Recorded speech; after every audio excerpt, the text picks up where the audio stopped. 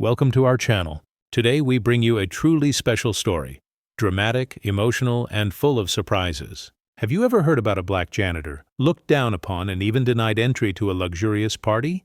Yet in just one night, everyone who mocked him was left speechless when they discovered he was the one who ended up owning the entire hotel where the party was held. In this journey, you'll witness the injustice, the looks of disdain, but also the strength, intelligence, and determination that helped this seemingly ordinary janitor turn the tables.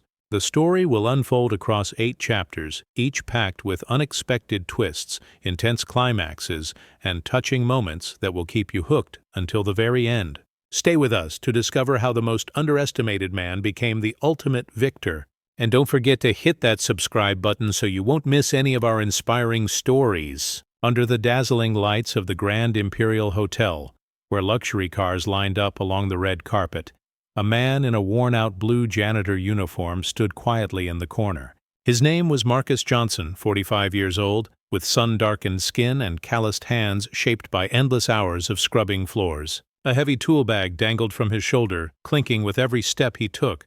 To the wealthy guests parading by, he was nothing but an eyesore, an unwelcome stain on the glamorous picture of the night. Marcus didn't have a ticket to the party. Of course not. He just happened to pass through the lobby after another exhausting shift.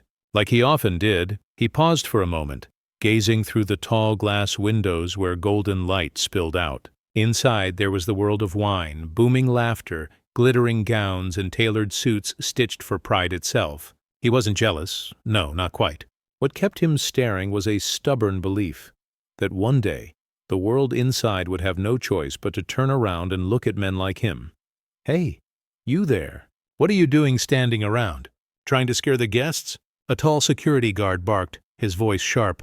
He scanned Marcus from head to toe with contempt, as if the presence of a janitor near the red carpet was an insult to the evening's prestige. Marcus gave a tired smile, tinged with bitterness. "I'm just catching my breath. Just looking, that's all. Looking? You think you'll ever step foot in there? Don't make me laugh. Move along before I call someone to drag you out." The guard waved him off like he was shooing away a stray dog. Marcus clenched his fists, words rising in his throat, but he swallowed them back with a long, steady breath. He nodded, stepping away. In his eyes, however, there flickered not humiliation, but determination. Because only he knew that tonight wasn't just about a party. It was about a turning point in his life. As he walked away slowly, leaving behind the music and arrogant laughter, a long-hidden plan inside Marcus stirred, quiet but powerful, waiting for the right moment to explode. Marcus walked away from the red carpet, but his spirit wasn't dampened. On the contrary, every word of contempt cut into his heart like a blade, igniting the fire he had hidden for so long. He wasn't the type of man to crumble under disdainful stares. For 20 years as a janitor, he'd grown used to the whispers, "He's just a cleaner. He'll never amount to anything." But perhaps it was those very whispers that forged his iron will. He turned down a side alley behind the hotel, where staff hustled about, pushing food carts and carrying trays of gleaming silver. The scent of roasted meat and fine wine drifted through the air, making Marcus's stomach growl. He smirked bitterly. A taste reserved for the wealthy, yet carried on trays by hands like mine. A young waiter, barely in his 20s, nearly bumped into him. "Hey, sir, be careful! We're busy with the big party tonight." "What are you doing here?" Marcus looked at the boy, his gaze kind yet unwavering. "I used to work here. Now I'm just passing by. But tonight might be the last time I stand outside looking in." The young man didn't understand, shrugged, and hurried off. Marcus, however, tightened his grip on his tool bag. Inside there wasn't just a mop and cleaning supplies. For years he had kept plans, numbers, and ideas, things no one believed a janitor could create. No one knew that this black janitor had been quietly preparing for a night like this. From inside the hall, music thumped, glasses clinked, and arrogant laughter spilled into the night. To Marcus, those sounds were no longer out of reach. They were an invitation. He whispered to himself, "Laugh all you want. Tomorrow, you'll be bowing to me." While the party inside reached its peak, Marcus sat on the back steps of the hotel. He pulled out a worn cloth bag and took out a bundle of crumpled papers bound with an old rubber band.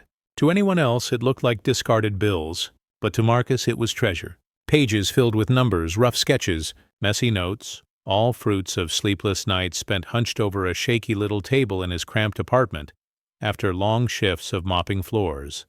He had once worked at the Grand Imperial for years. No one noticed, but as he polished marble floors and emptied conference room trash bins, his ears were listening and his eyes were watching. He knew how deep the hotel's debts ran. He knew the cracks in its management. And more importantly, he saw opportunities the so-called big shots ignored. Marcus chuckled softly, a laugh both bitter and triumphant. They think I only clean floors. Fine, I clean floors, but I also clean up the dirty numbers in their reports.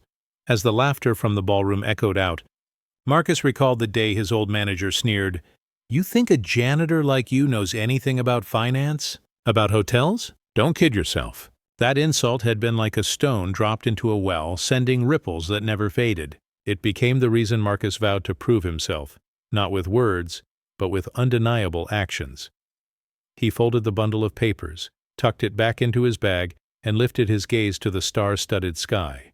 Tonight they were toasting inside, but he was waiting for the moment to flip the board upside down. The music inside swelled louder, more vibrant. Marcus remained seated, but in his eyes, calmness had given way to a mysterious gleam, as if he knew exactly what was about to happen. A sleek car stopped at the hotel's side entrance. The door opened, and out stepped a middle-aged man in a sharp gray suit with an icy gaze. Marcus recognized him instantly. Harold Whitmore, the real estate tycoon who had tried countless times to acquire the Grand Imperial but never succeeded. Harold walked in without sparing Marcus a glance, yet his arrival made Marcus smirk. Perfect timing. The final piece has entered the board. Marcus rose, dusting off his pants, and approached the service entrance where staff bustled in and out. A young manager quickly blocked his way. "You can't come in here. This entrance is for staff with valid passes." Marcus pulled out an old, frayed ID card from his pocket, the janitor badge he once used when he worked here. The manager glanced at it, frowning. "This card expired a long time ago, Mr. Johnson. You don't work here anymore. You know that." Marcus smiled, his voice calm yet layered with meaning. "I know. But just like this hotel, on the outside it looks worthless. Yet inside, there's still plenty left to uncover." The manager froze, confused by his words. Marcus didn't care. He stepped back, raising his gaze toward the golden light spilling from the ballroom doors. In his mind, the pieces of a long-prepared plan were finally falling into place. Tonight, those who mocked the Black Janitor would soon face a truth they could never imagine. Camera flashes sparked in the distance, signaling the arrival of more powerful guests. Marcus gripped his worn bag tightly, whispering a promise to himself. "Tonight I may still be left outside, but tomorrow, this place will belong to me." The next morning, the Grand Imperial Hotel still carried the scent of wine and fresh flowers from the extravagant party the night before. Across the street, in a small cafe, Marcus sat quietly with a cup of black coffee, watching hotel staff rush to clean up the aftermath. He wore a simple white shirt, neatly pressed. No longer the shabby janitor everyone had dismissed last night. On the table before him lay a thick folder, pages of debts, tangled financial reports, and records of Grand Imperial's crumbling foundation, studied so thoroughly that Marcus knew them better than the executives running the place. He smirked, whispering to himself, "They drank and laughed while the books rotted. They mocked me, but every crack in their empire is mine to see." Suddenly his phone buzzed. On the screen flashed the name, Mr. Lewis, attorney. Marcus answered calmly, "Hello, I'm listening." On the other end, the old lawyer's steady voice came through. "Marcus, I've reviewed everything. Just as you predicted, the Grand Imperial is drowning in bad debt. If you're ready, we can move forward with the takeover for less than half its market value." Marcus closed his eyes, heart pounding. Years of waiting, of enduring ridicule, were crystallizing into this one opportunity. He whispered as if to himself, "Let's begin." It's time for the janitor to sit at the table. Marcus left the cafe, walking calmly, though his heart was roaring like a storm. He knew the path ahead wouldn't be easy. A black janitor trying to buy the city's most luxurious hotel? To most people, it sounded like a joke. But to Marcus, those very laughs were the fuel that kept him moving. That afternoon, he sat in Attorney Lewis's office. On the old wooden desk lay stacks of contracts and legal documents. Lewis slid a thick file toward Marcus.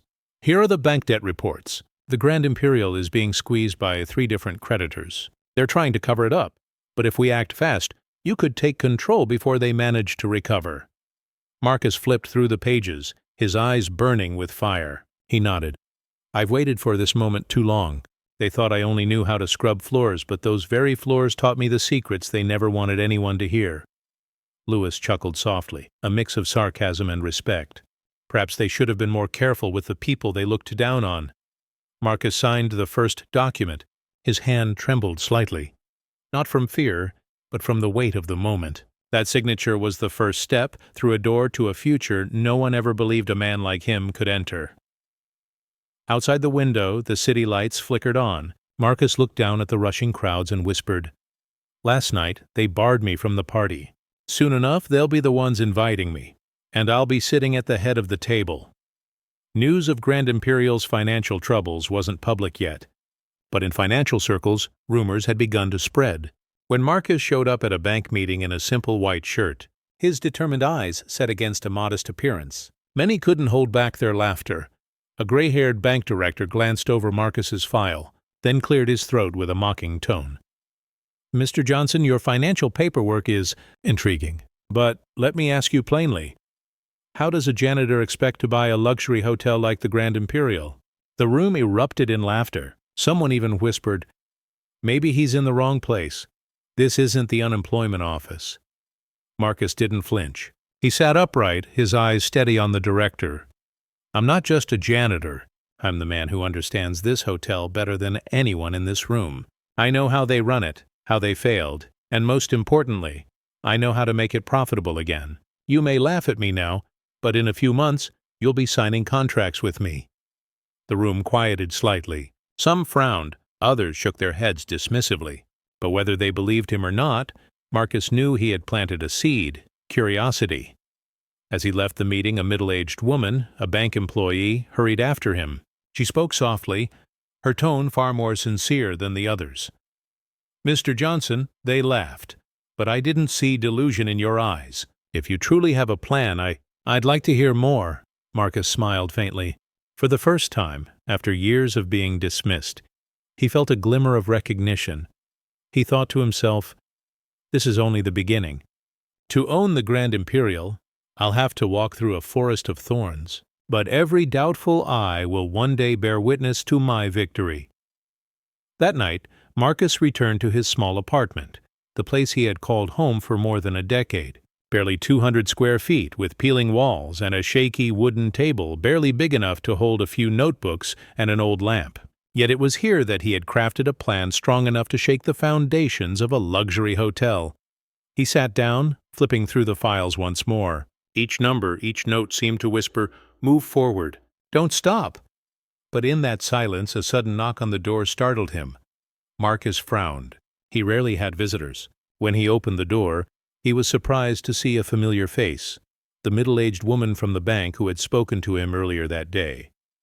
"Mr. Johnson," she said quickly, almost in a whisper, "I can't stay long, but you need to know this. The board at Grand Imperial has heard about your intentions. They are furious, and they'll do everything in their power to stop you. They won't hesitate to play dirty." Marcus froze for a moment, then gave a faint smile, half mocking, half defiant. "I figured they wouldn't give up their seats easily. But don't worry, I've been cleaning filth my whole life. If they try anything dirty, I know how to scrub it clean." The woman studied him carefully, as if trying to make sure he understood the danger. Then she placed a small slip of paper on the table. It held details of a hidden debt the hotel had been concealing. "If you're truly serious, this could be the key to turning the tables. But be careful. They won't just sit back and watch." Marcus nodded, his eyes blazing. When the door closed, he sat motionless in the dark for a long moment, listening to the pounding of his own heart. He knew then this was no longer a far-off dream. This was war, and in this war, the most underestimated man was ready to strike the hardest. On Monday morning, in the 15th floor boardroom of the Grand Imperial, the hotel's executives gathered around a polished long table. Sunlight streamed through the tall windows, highlighting their tense faces.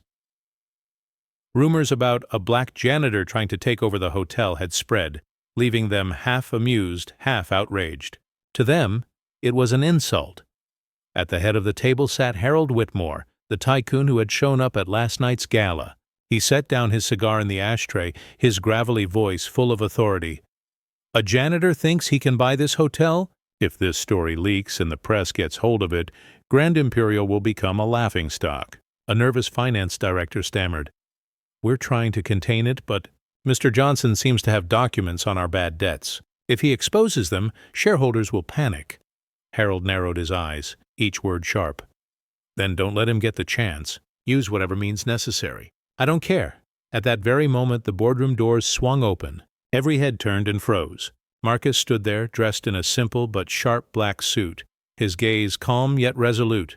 Without invitation, he strode forward and dropped a thick folder onto the table. The thud echoed through the silent room. He looked at each of them in turn, speaking slowly. I hear you've been talking about me, so let me make it clear. I didn't come here to ask permission. I came to tell you. Grand Imperial is about to have a new owner. The room went still. For a few heavy seconds, no one spoke, until a young director burst out laughing. Are you serious, Johnson? A janitor, the owner of a luxury hotel? Marcus didn't laugh. He flipped open the folder, revealing pages of debt figures, then slid it across to Harold. His voice was deep and steady, stripped of all submission. A joke. This is the financial report you've been hiding. I didn't just mop floors.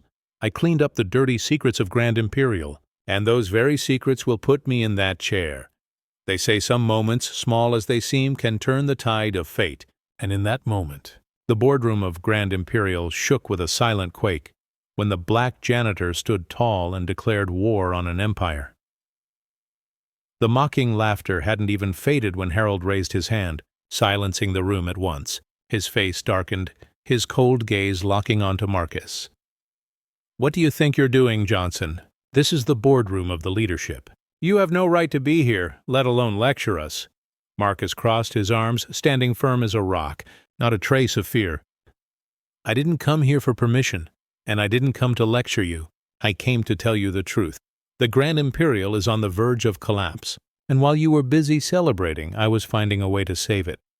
A young female director jumped up, her voice sharp with outrage. Save it? A janitor thinks he can save a five-star hotel? You're insane! Marcus looked straight at her, his voice laced with biting irony. Insane? Perhaps. Insane enough to believe that someone once looked down upon can flip the entire board. But this so-called madness will keep the Grand Imperial alive for another decade. Your arrogance will bury it within 6 months, the room erupted in murmurs. Some directors whispered nervously, their faces betraying unease. Clearly, they knew he wasn't wrong. Harold rose slowly, circling the table until he stood directly in front of Marcus. His voice dropped, low and menacing. Mr. Johnson, I've eaten men like you for breakfast for 30 years. If you think a few numbers will shake us, you're gravely mistaken. I have money, power, the press in my pocket. What do you have besides a mop? Marcus narrowed his eyes, then slowly lifted the thick folder from the table. He placed his calloused hand on the cover and tapped it, each thud steady and strong. I have the truth. And the truth, Mr. Whitmore, is something your money and power can't buy. It reveals itself whether you like it or not. In that instant, the room felt frozen. Some executives avoided Harold's gaze, while others sneaked glances at Marcus, curiosity and even a spark of hope flickering in their eyes. For the first time, Harold realized that the man he had once dismissed as nothing might just be the most dangerous threat of all. Right after Marcus left the boardroom, Harold remained seated in silence. His face no longer carried disdain, but a chilling coldness. He slammed his hand onto the table, rattling the glass of water. Fine. If he wants to play in the open, I'll show him what a real battlefield looks like. I want a full report on him. Family, debts, even the smallest mistakes in his past. Dig everything up. By sunrise tomorrow, I want Marcus Johnson's name smeared across every headline. The directors bowed their heads in unison. Yes, Mr. Whitmore. That night, Marcus sat in his small apartment, eyes fixed on the TV screen. News outlets had begun their assault. Marcus Johnson, a hopeless dreamer? The broadcasts flashed old photos of him in a janitor's uniform, scrubbing floors or pushing trash carts. The anchor's voice carried a mocking tone. A man who once cleaned hallways is now attempting to buy a 5-star hotel. A dream or a joke? Marcus smirked faintly. He had expected this. Harold was a master at bending the media, but Marcus wasn't playing defenseless. He opened his laptop and sent a file to Attorney Lewis. Inside were documents exposing Grand Imperial's massive hidden debts and Harold's shady dealings. He attached a single line of text. "Time to give the press something real to write about," Marcus whispered, as though speaking to Harold across the city. "You may have the media, Whitmore, but I have the truth, and the truth always finds a way to speak for itself." Outside, the city lights blazed bright. The real war had just begun. The next morning, the city woke not just to sunlight, but to explosive headlines plastered across newspapers and TV screens. Grand Imperial in hundreds of millions of debt, truth hidden for years. Harold Whitmore tied to shady deals. So Black Janitor exposes secrets shaking the hotel industry. Reporters swarmed outside the Grand Imperial, microphones and cameras raised high. Guests frantically called to cancel bookings. Major shareholders rushed to convene an emergency meeting. In less than 24 hours, the glittering reputation of the Grand Imperial was stained with scandal. In his tiny apartment, Marcus sipped his coffee, quietly watching it all unfold on TV. No cheering, no clapping, just a long exhale of relief. This is only the beginning, he told himself. Across town, in Harold Whitmore's office, fury boiled over. Harold slammed a newspaper onto the table, his face red with rage. How did he get these documents? "Who betrayed us?" a trembling director stuttered. We don't know, sir. But the press is rallying behind Johnson. They're calling him the janitor with a plan. Harold clenched his jaw, spitting each word. "I'll crush him. Mark my words. If he wants a fight, I'll show him the price." Marcus caught the final segment of the evening news. A short interview with a female journalist declaring boldly to the camera, "Marcus Johnson may have once been just a janitor, but today he's the man brave enough to tell the truth this city needs to hear." Marcus smiled faintly. For the first time, his name was no longer tied to a mop, but to the power of truth. And he knew this was only the prelude to a war far fiercer than anything yet to come. The truth splashed across the headlines had shaken the Grand Imperial, but Harold Whitmore was not a man easily defeated. He knew the rules of the elite. Money and power could silence the public, if wielded correctly. In a private room, not the glamorous boardroom, Harold met with a handful of powerful friends. A senator, a media mogul, and a banking executive. The doors were shut, the lights dim, and cigar smoke hung heavy in the air. Harold set his glass of whiskey down, his voice low and firm. "Marcus Johnson dared to expose us. If we let him take another step, not only the Grand Imperial, but all our other dealings will be at risk. I want you to help me snuff out this fire. Immediately." The media mogul smirked. "We can launch a full smear campaign. Once the public believes he's a fraud, an opportunist, no one will care about his so-called truth." The senator nodded, adding, "I'll push for the authorities to investigate him. A man like that must have some dirt in his past. We just need to dig it up." The banker leaned back, speaking calmly. "But if he really has those documents, we'll need to strike fast and hard. Cut off his finances before he can make his move."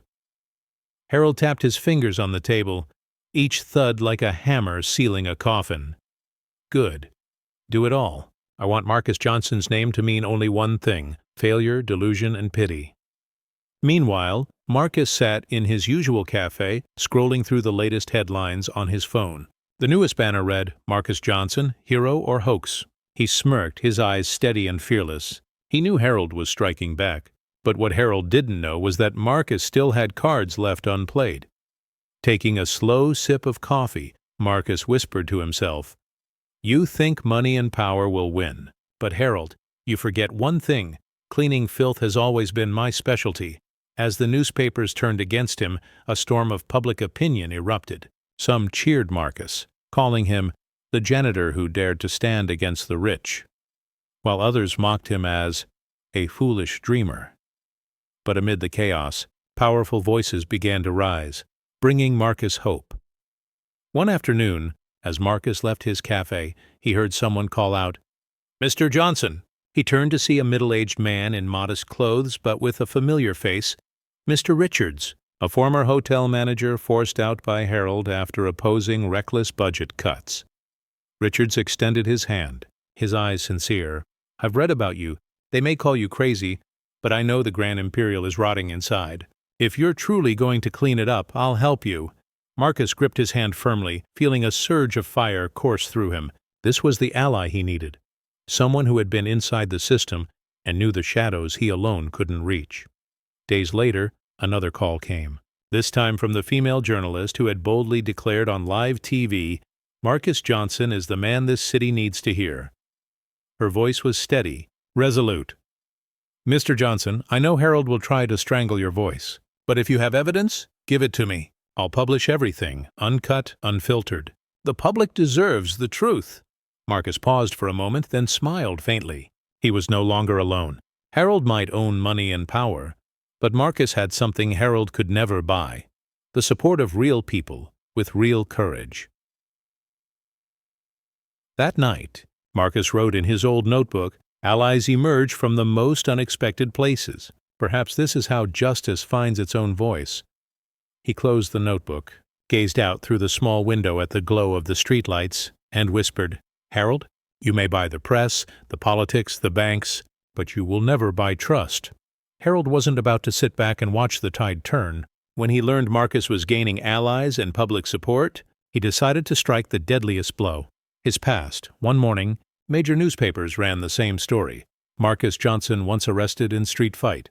The reports told of an incident 20 years ago, when Marcus had been involved in a brawl in his rough neighborhood, though in reality he had been protecting his younger brother from a gang of thugs. Now, that truth was twisted, painting Marcus as a violent man, unfit for trust. Television channels buzzed with coverage. Experts debated live, some sneering. How could a former janitor with a criminal record ever own a luxury hotel? It's a fairy tale, and fairy tales aren't real. Marcus sat silently in the cafe, his phone lighting up with floods of hateful messages and threats. His hands clenched so tightly they went pale. Memories of that chaotic night resurfaced. The shouts, the blood, and his brother's terrified eyes as Marcus shielded him. It was a past Marcus never wanted to revisit. But Harold had dragged it into the light, twisted it, and weaponized it. Then his phone rang.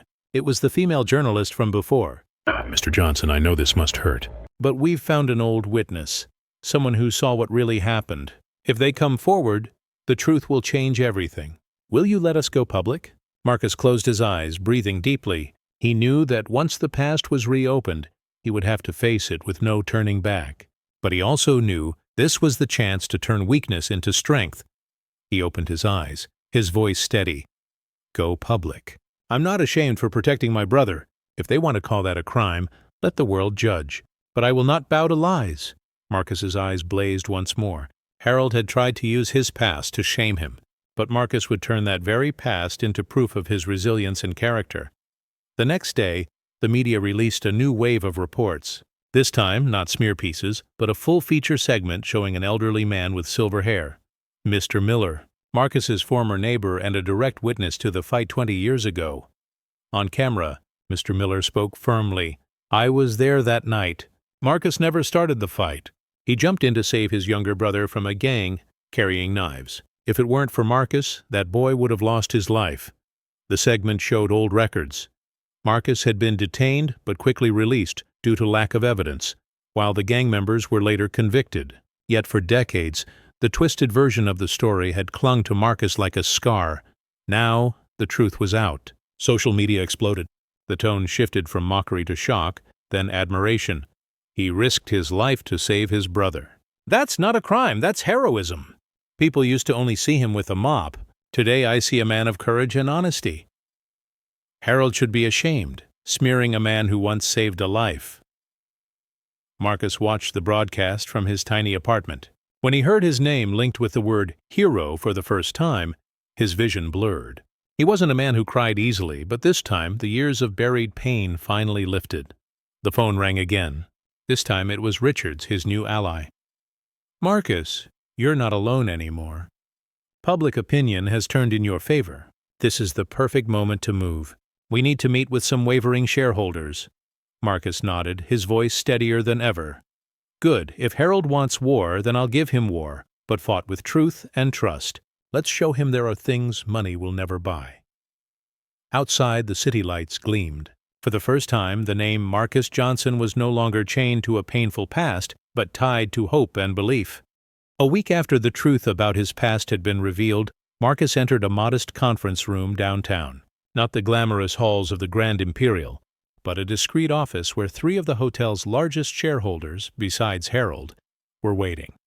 They were familiar faces long tied to the hotel. Eleanor, a businesswoman who had invested since Grand Imperial's founding; Patel, a sharp and pragmatic Indian real estate mogul; and Clark, the quiet shareholder who rarely appeared but held a significant stake.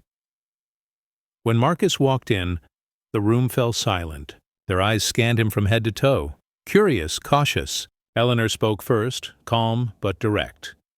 "Mr. Johnson, the public may see you as a hero, but we can't make decisions on sentiment. Give us a real reason to believe you can manage the Grand Imperial."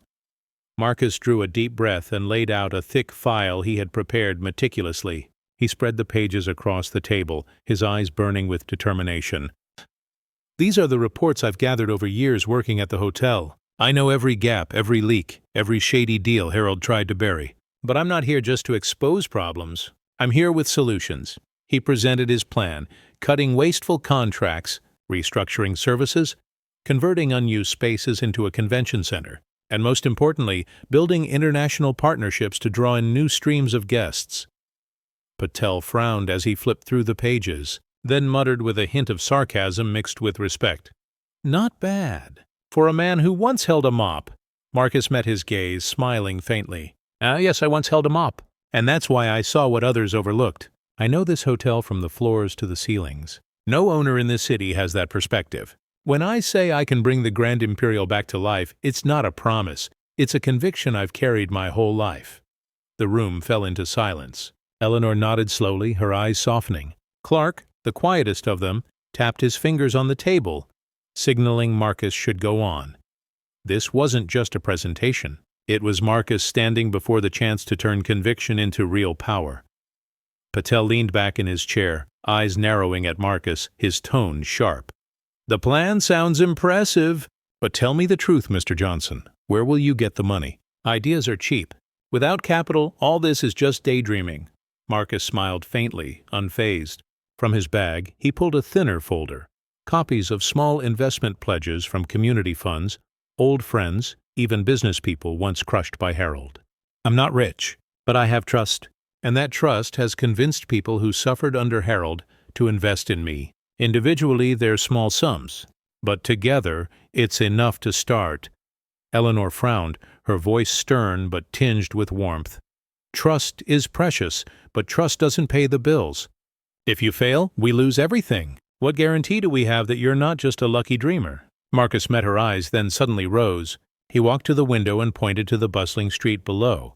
"Look at them, the everyday workers rushing by. I am one of them. I know what they want when they walk into this hotel, not just a luxury room, but respect. I've scrubbed every floor, listened to complaints, seen smiles of satisfaction. I don't have prestigious degrees like you, but I have real experience, something no book could ever teach."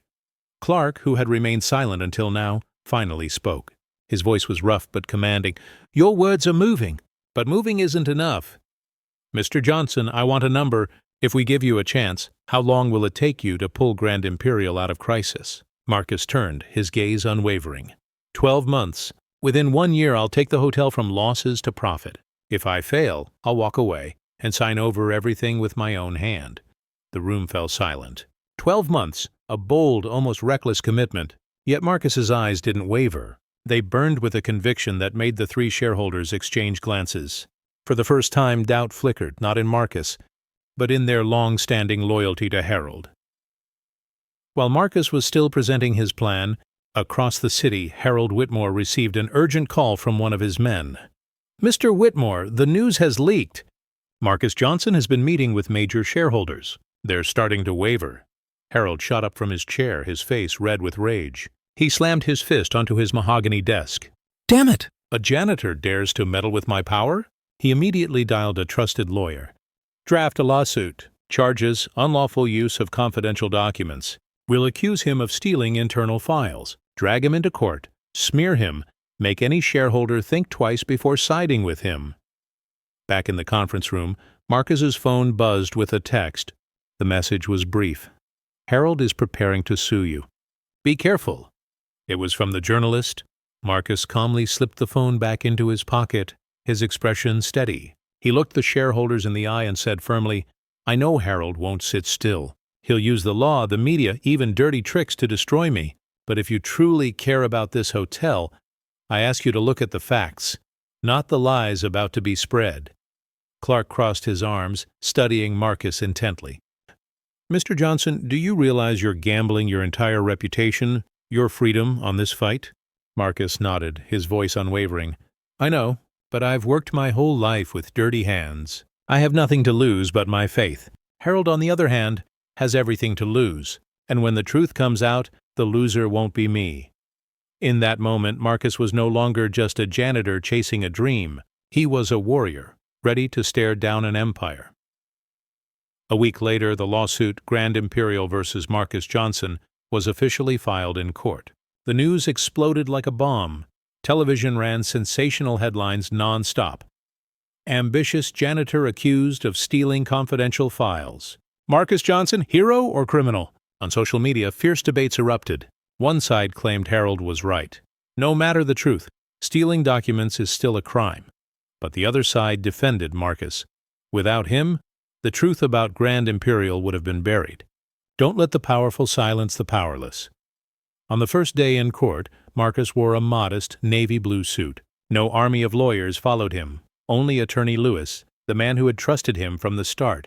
Reporters swarmed, cameras flashing endlessly.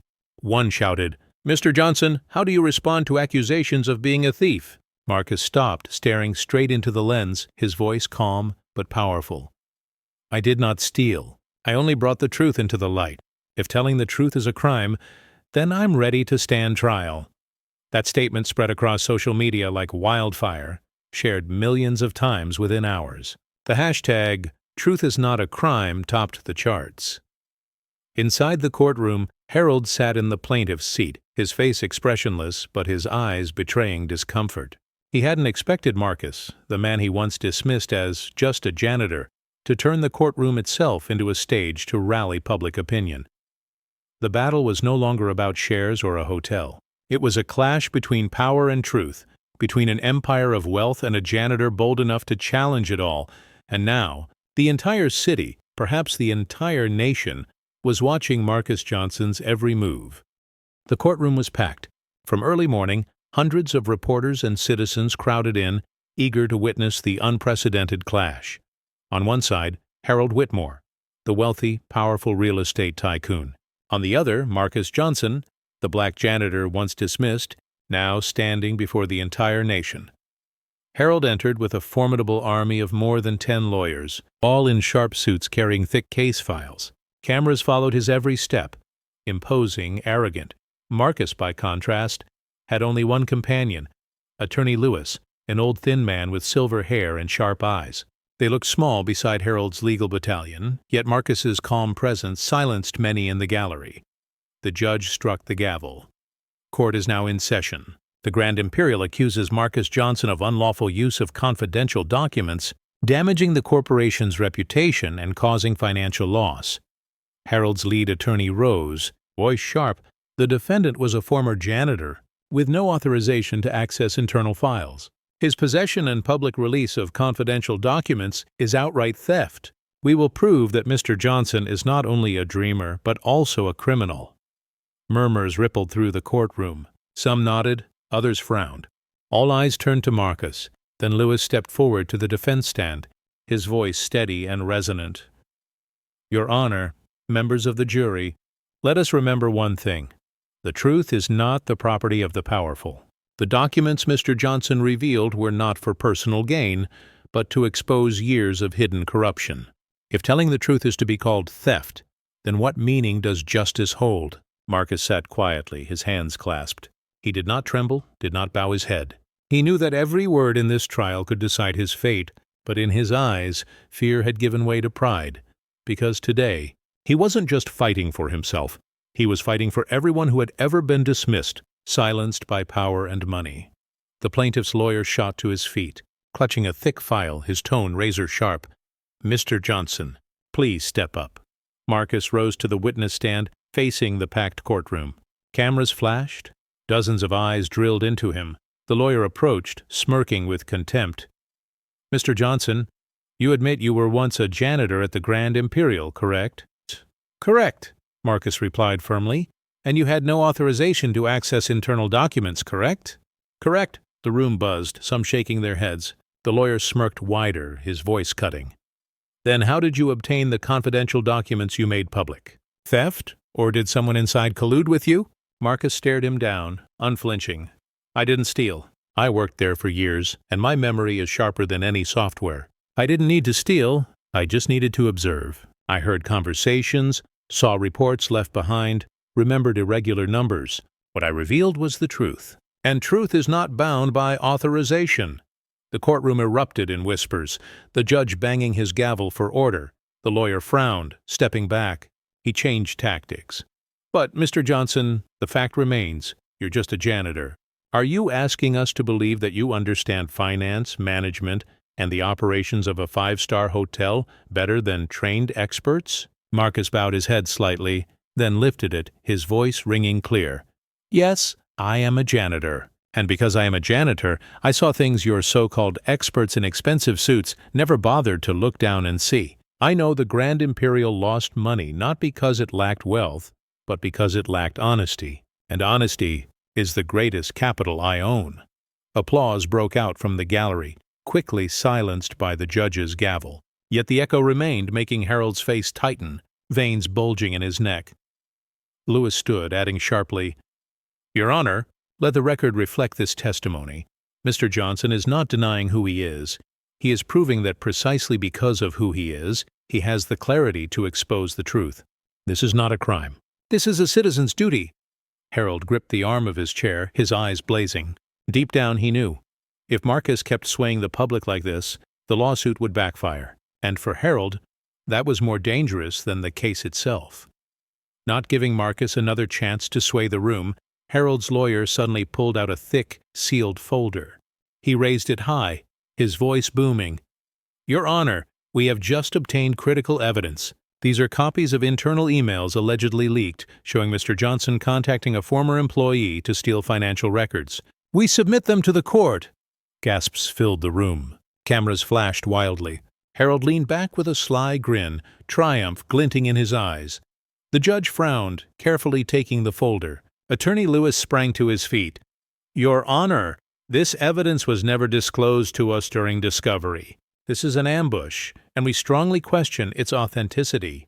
Harold's lawyer sneered. "You may question it, but the court will decide.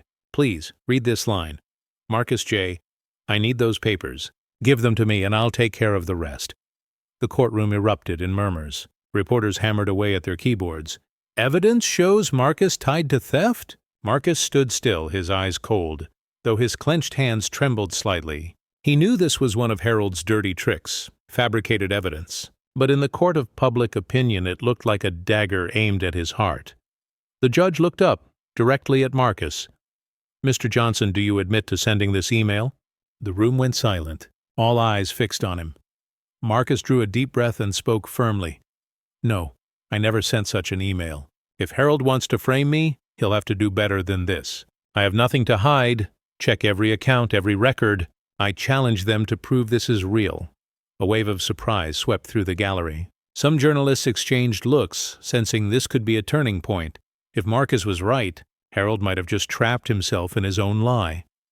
Harold's smile faltered for a second, but he quickly recovered, masking it with icy composure. Still confident the smear would stick, Marcus, however, whispered to himself, "You can buy lawyers, the press, even evidence, but you'll never buy the truth." The courtroom was taut as a wire. The fabricated emails had stirred the jury and gallery alike, while Harold reclined smugly, certain he had secured victory. Lewis stepped forward, calm but resolute. "Your Honor, we request immediate digital forensic verification. If these emails truly exist, there will be traces in the system. If they are fabricated, we can prove it within minutes." The judge nodded, granting approval. An independent IT expert was brought in on the spot to examine the USB that Harold's team had provided. Everyone held their breath as the expert plugged it in. Minutes later, he looked up, his voice clear. These emails do not exist on Grand Imperial's actual servers.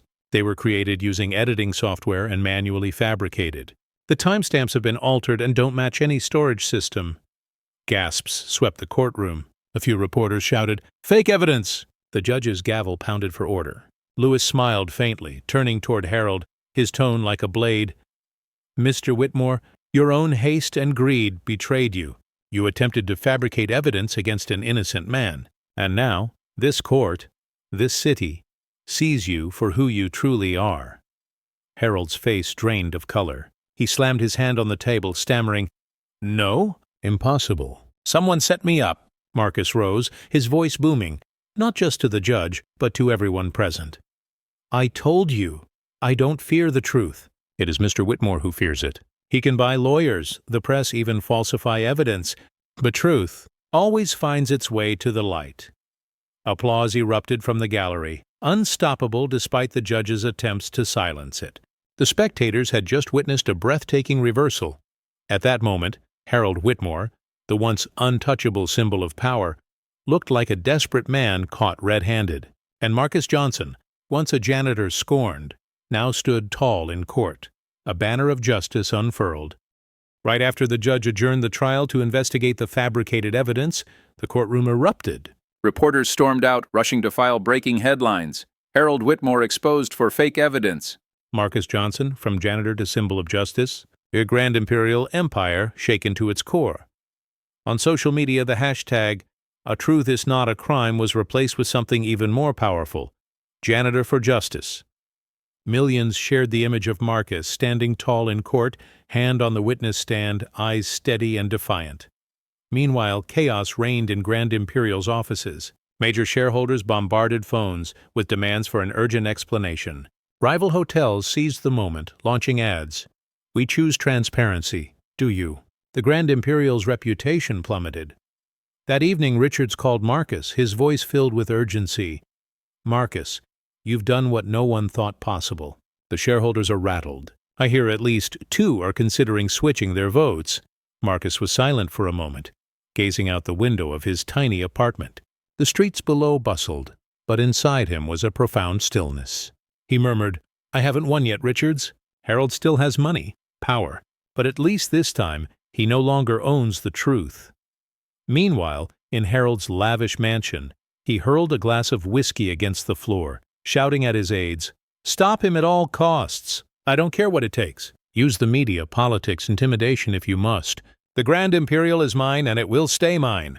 But Harold failed to see that the harder he fought, the deeper he sank into the mire. And Marcus, the janitor once barred from a party, was now marching straight into the heart of power, ready to plant his own flag of justice. The Grand Imperial shareholders' meeting hall glittered under chandeliers, the atmosphere suffocating with tension. This wasn't a courtroom, it was the true battlefield, where power was measured in shares and influence.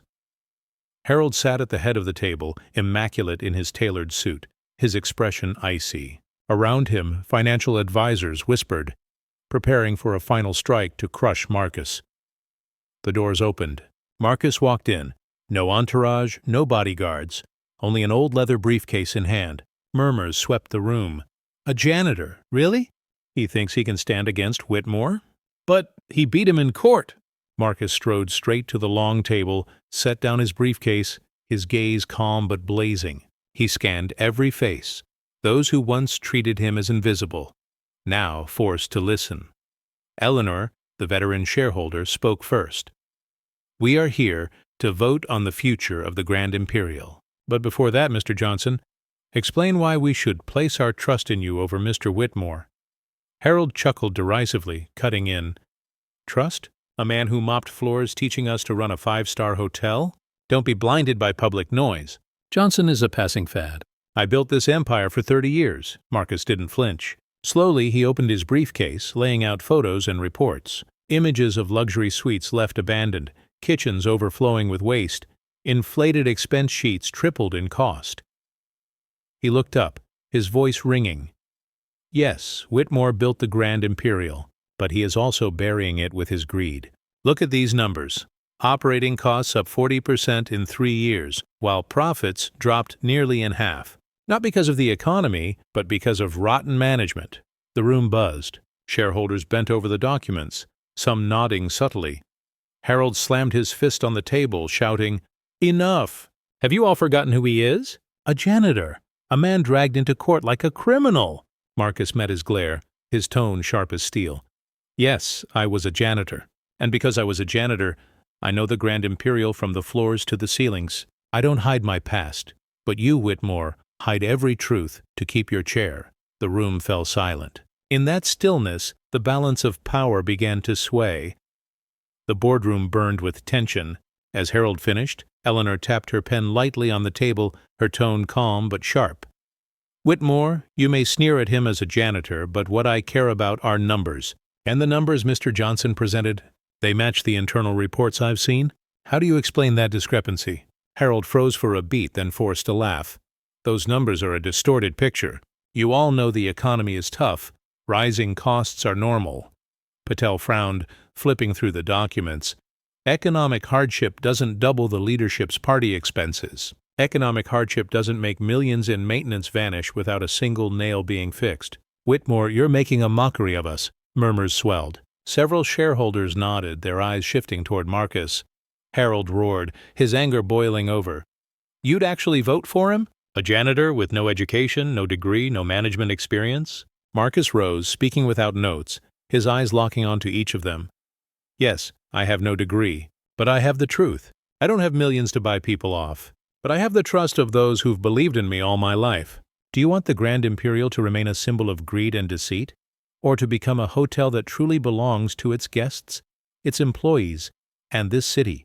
The room fell silent for several heavy seconds. Then, unexpectedly, Clark, the quiet shareholder, spoke. His gravelly voice was slow, but it rang like a bell. "I will cast my vote for Marcus Johnson."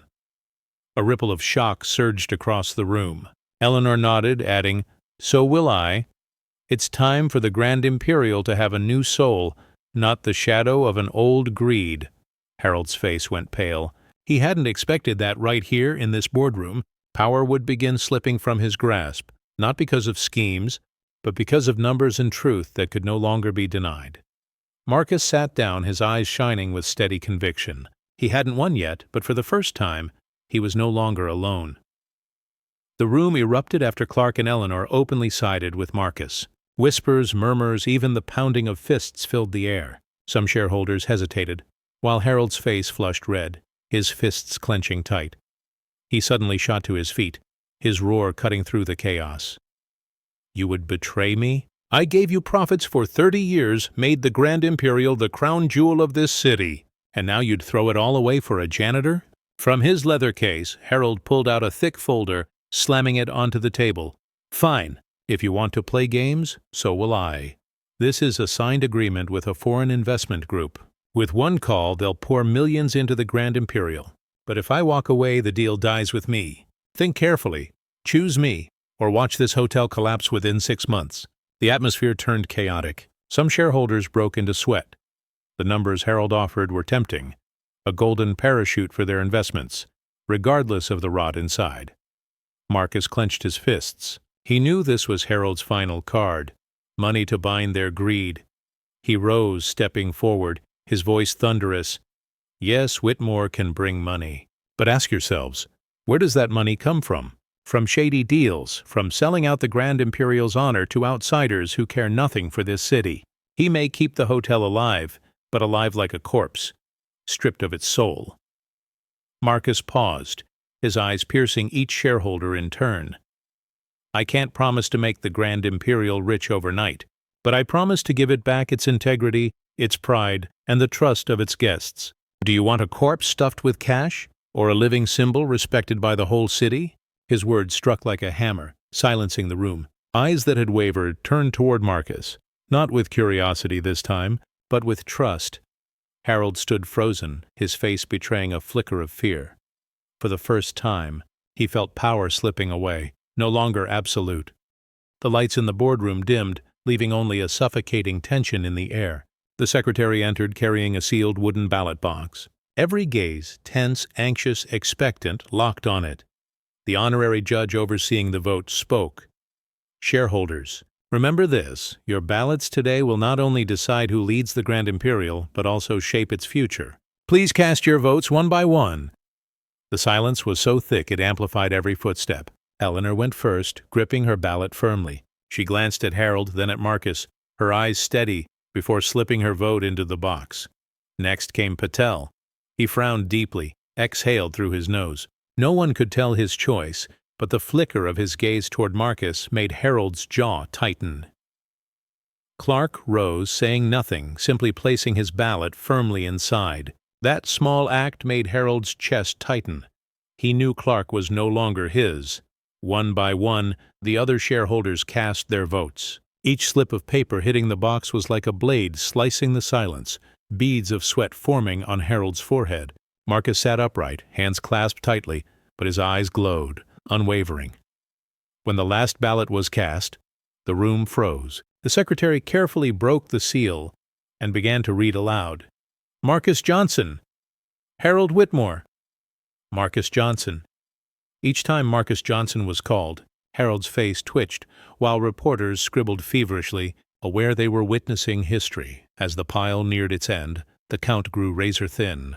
Harold bit his lip, his hands trembling, while Marcus closed his eyes and whispered, "Truth, stand with me." The boardroom froze as the final ballot was drawn. The secretary paused, scanning the tense faces, then announced clearly, "Marcus Johnson." Boom! The room erupted. Half the shareholders leapt to their feet, applauding.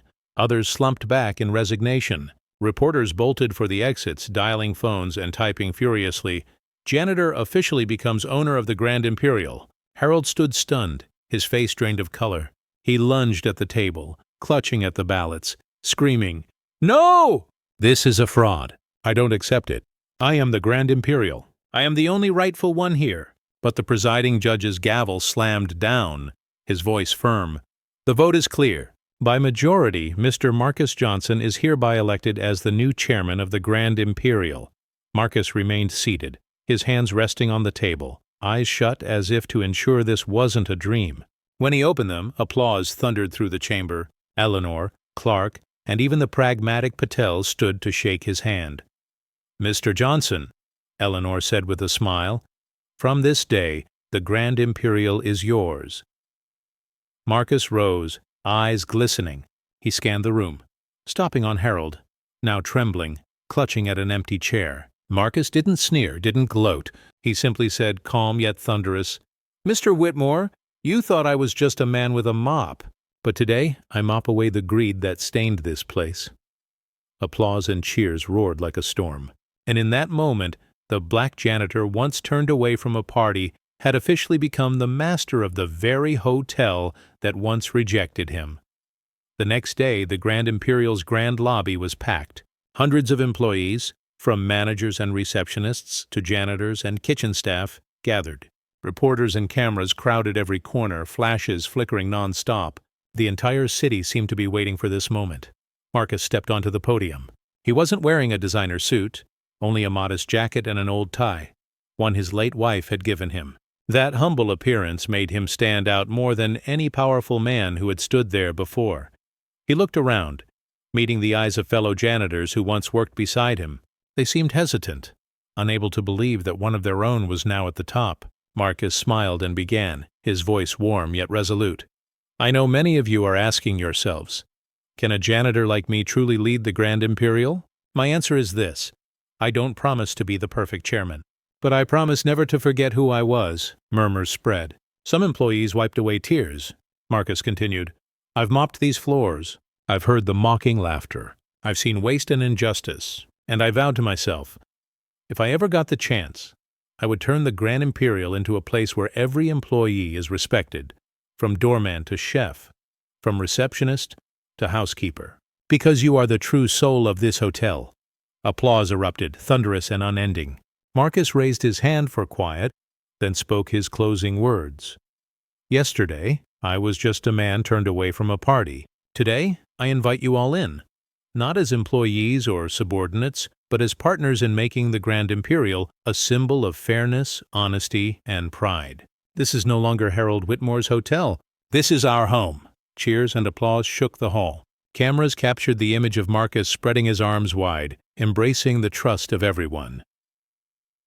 In the corner, Harold appeared briefly, eyes burning with hatred but powerless. He turned and walked away, leaving behind an empire no longer his. And Marcus, once the Black Janitor scorned, had become an icon of inspiration for the entire city. Months later, the Grand Imperial wore a new face. Its once cold walls now displayed artworks by young local artists. The hotel restaurant no longer hosted wasteful, extravagant banquets but offered refined menus focused on quality and taste. What touched people most was a new brass plaque hanging in the grand lobby. Respect, fairness, honesty. This is home for all of us. Beneath it, the name was engraved, Marcus Johnson. Marcus didn't turn the Grand Imperial into a money-printing empire overnight, but he turned it into a place where employees smiled coming to work. Guests felt warmth upon entering, and the city embraced it as a shared pride. One evening, after a long meeting, Marcus sat alone in the new chairman's office. He gazed quietly out the window, city lights glimmering in his eyes. Softly he whispered, "I kept my promise, Martha. I finally did it." It wasn't just words for his late wife, but a message to everyone who had ever been overlooked. Your past doesn't define you. Your faith and resilience do. Marcus's story spread far and wide. The press called him the janitor who changed an empire. Schools told his story to teach children about honesty and perseverance. And above all, whenever citizens passed by the towering Grand Imperial, they remembered, once, a man was denied entry to a party, but in the end, he became the owner of the entire hotel.